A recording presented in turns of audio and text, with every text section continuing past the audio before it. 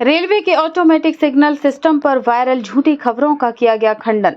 हाल ही में कई video viral हुए हैं जिनमें यह दावा किया जा रहा है कि दो ट्रेनें एक निश्चित दूरी पर खड़ी हैं और इससे दुर्घटना हो सकती थी। इन वीडियो से यह भ्रम फैलाया जा रहा है कि दुर्घटना हो सकती थी, जो पूरी तरह से गलत जानकारी है। रेलवे की ऑटोमेटिक सेक्शन में ऐसी घटनाएं सामान्य है और इसे दुर्घटना से बचाव के रूप में प्रचारित नहीं किया जाना चाहिए।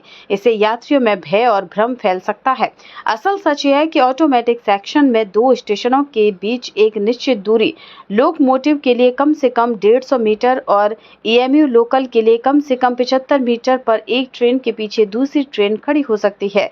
ऑटोमेटिक सिग्नल के तहत अगर सिग्नल लाल भी हो तो दिन के समय ट्रेन 1 मिनट और रात में 2 मिनट तक खड़ी हो सकती है और फिर नियंत्रित गति से आगे बढ़ सकती है। इस स्थिति में यदि कोई ट्रेन आगे होती है तो ट्रेन न्यूनतम दूरी बनाए रखेगी। इस व्यवस्था से रेलवे सेक्शन में ट्रेनों की संख्या बढ़ाई जा सकती है और समय पर ट्रेनों की आवाजाही सुनिश्चित भी की जा सकती है। पूर्व रेलवे के हावड़ा डिवीजन में हावड़ा वर्धमान कार्ड लाइन पर शक्तिगढ़ स्टेशन के होम सिग्नल तक और मेन लाइन में बांदेल स्टेशन तक यह सिग्नलिंग सिस्टम लागू है। शालदा डिवीजन में मेन ब्रांच में शालदा से कंचनजंगा और शालदा से बारासात तक और शालदा दक्षिण ब्रांच में शालदा से बारुईपुर तक यह ऑटोमेटिक सिग्नल सिस्टम लागू है। इस कारण इन सेक्शन में दो ट्रेनें एक निर्धारित दूरी पर खड़ी होना एक सामान्य घटना है। इसीलिए झूठी और भ्रम फैलाने वाली खबरें प्रसारित करना और रेल कर्मचारियों की बदनामी करना गलत है। यात्रियों को इसका विरोध करना चाहिए और सह यात्रियों को समझना चाहिए कि रेलवे यह सब यात्रियों की भलाई के लिए कर रहा है और इससे ट्रेन की संख्या बढ़ाई जा रही है। रेल प्रशासन हमेशा यात्रियों के साथ है। প্রায়শই একটা ভিডিও দেখবেন হঠাৎ করে বাজারে এসে গেল, দুটো ট্রেন মুখোমুখি সংঘর্ষ হতে হতে বেঁচে গেল। একটা রিউমার, একটা ফোবিয়া ক্রিয়েট করে দেওয়া, একটা ভয় ক্রিয়েট করে দেওয়া হলো মানুষের মনে। এটা সম্পূর্ণরূপে অসত্য। আজ থেকে সত্যটা আপনারা জেনে রাখুন, আপনারা প্রতিবাদ করবেন। আমাদের অটোমেটিক সিগন্যালিং জোন আছে, টেরিটরি আছে।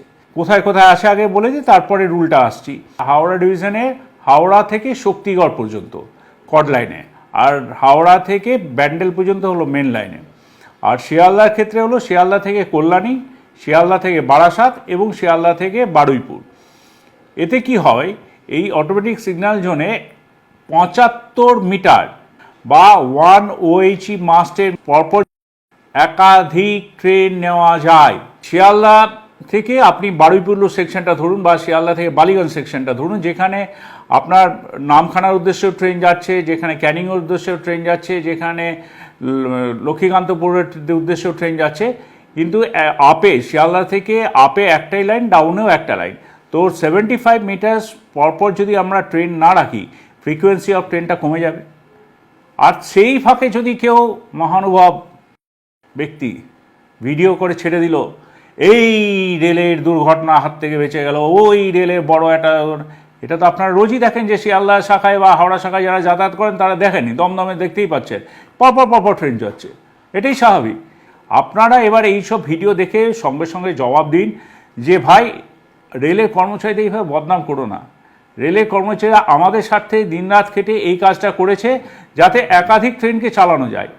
আপনিও নিরাপদে থাকবেন রেলের সঙ্গে। রেল এই রুল মেনেই চলে। এই রিউমারের মধ্যে কান দেবেন না, গুজবে কান দেবেন না। আর এই গুজব যখন যে ছড়াবে তাকে প্রতিবাদ করুন, রেলকে সাহায্য করুন।